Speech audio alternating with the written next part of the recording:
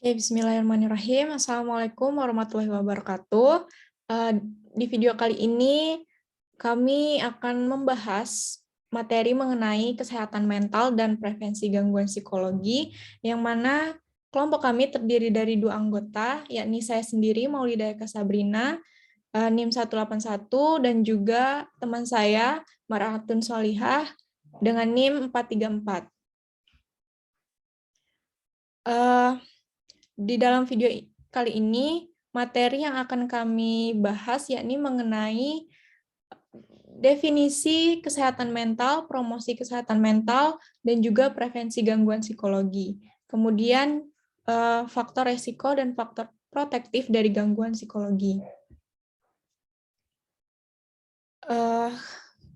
Untuk materi kesehatan mental akan dijelaskan oleh rekan saya.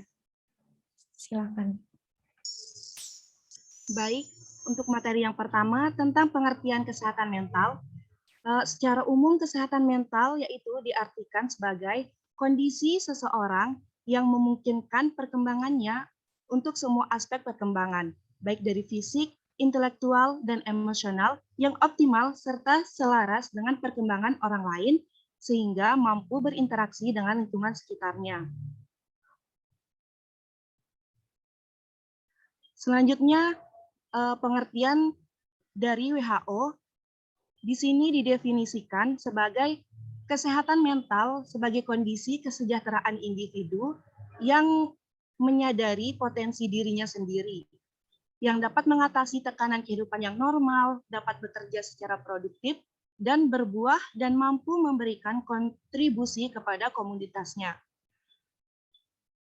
Kemudian penjelasan untuk promosi kesehatan mental juga akan dijelaskan oleh rekan saya. Baik, yang selanjutnya yaitu tentang promosi kesehatan mental.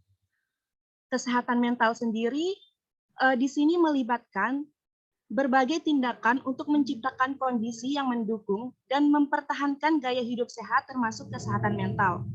Proses peningkatan kapasitas individu dan masyarakat untuk mengambil alih kendali atas hidup mereka dan memperbaiki kesehatan mental mereka menggunakan strategi yang menumbuhkan lingkungan dan yang mendukung dan ketahanan individu sambil menunjukkan rasa hormat terhadap budaya, kesetaraan, keadilan sosial, interkoneksi, dan martabat personal.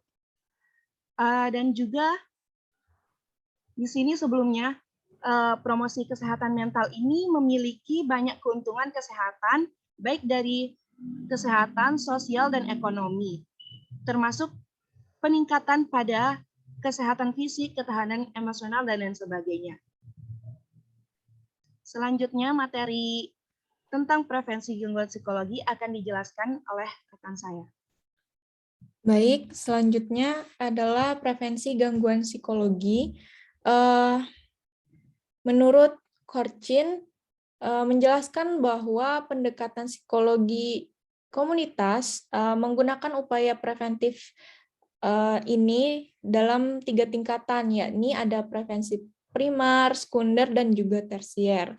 Yang mana prevensi primer ini adalah upaya pencegahan munculnya penyakit tertentu, kemudian disosialisasikan kepada masyarakat luas untuk mencegah kemunculan penyakit tertentu. Untuk prevensi sekundernya, ini merupakan pencegahan munculnya penyakit tertentu pada komunitas yang beresiko mengalami penyakit. Kemudian yang prevensi tersier adalah upaya pencegahan terhadap penyakit yang mana penyakitnya sudah dialami oleh sekelompok penderita penyakit tertentu agar tidak kambuh kembali. Kemudian faktor resiko dan faktor protektif ini dikenal sebagai sifat dari seseorang, lingkungan, situasi, dan juga kejadian yang mana memungkinkan untuk mengurangi munculnya psikopatologi berdasarkan status resiko individu tersebut. Sedangkan faktor protektif ini adalah faktor yang meringankan, menyangga, dan menyekat, bahkan mengurangi pengaruh dari resiko pada perkembangan dan perilaku seseorang, yang mana ini bersifat untuk melindungi dari gangguan kejiwaan.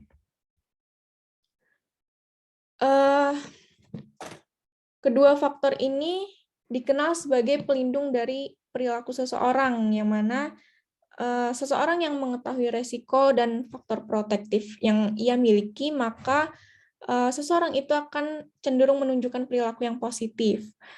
Tetapi seseorang yang memiliki perkembangan yang baik, kompeten, dan bertanggung jawab adalah seseorang yang mampu mengendalikan faktor resiko dan mampu mengembangkan faktor protektif tersebut. Dan sebaliknya, jika faktor protektifnya lemah dan seseorang rentan terhadap faktor resiko, maka dirinya akan mudah terjerumus dalam melakukan perilaku yang beresiko.